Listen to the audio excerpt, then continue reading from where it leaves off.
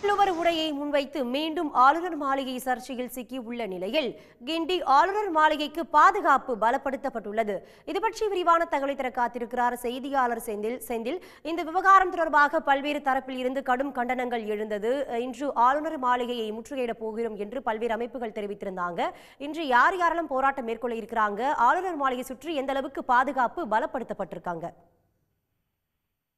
ஆளுநர் மாளிகை அழைப்பிதழில் காவி உடையணிந்த திருவள்ளுவர் படம் இடம்பெற்றதற்கு எதிர்ப்பு தெரிவித்து பல்வேறு தமிழ் அமைப்பினரும் கண்டனம் தெரிவித்திருந்தனர்.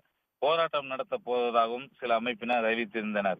இதன் எதிரொலியாக ஆளுநர் மாளிகையை சுற்றிலும், அதாவது குறிப்பாக அந்த சர்தார் வல்லபாய் பட்டேல் சாலையை சுற்றிலும் பலத்த போலீஸ் பாதுகாப்பு போடப்பட்டிருக்கிறது. ஆளுநர் மாளிகையின் பின்புறமும் கூடுதல் போலீஸ் பாதுகாப்பு போடப்பட்டிருக்கிறது.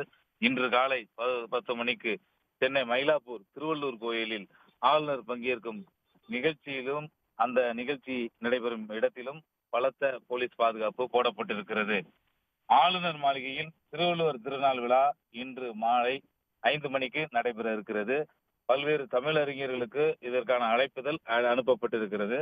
இந்த அழைப்பிதழில் காவி உடையணிந்த திருவள்ளுவர் படம் இடம்பெற்றிருக்கிறது. இதற்கு பல்வேறு சமூக ஆர்வலர்கள், தமிழறிஞர்கள் எதிர்ப்பு தெரிவித்திருக்கிறார்கள்.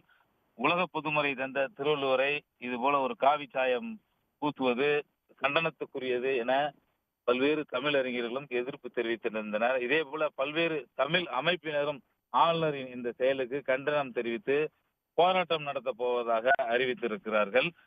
இந்த நிலையில் ஆளுநர் மாளிகையை சுற்றி பலத்த போலீஸ் பாதுகாப்பு போடப்பட்டிருக்கிறது. அதாவது ஆளுநர் மாளிகையின் 4 புறங்களிலும் சர்தார் வல்லபாய் பட்டேல் சாலை, அதேபோல பின்புறம் உள்ள பகுதி என அனைத்து இடங்களிலும் கூடுதல் போலீசார் பாதுகாப்பு பணியில் ஈடுபட்டுள்ளனர்.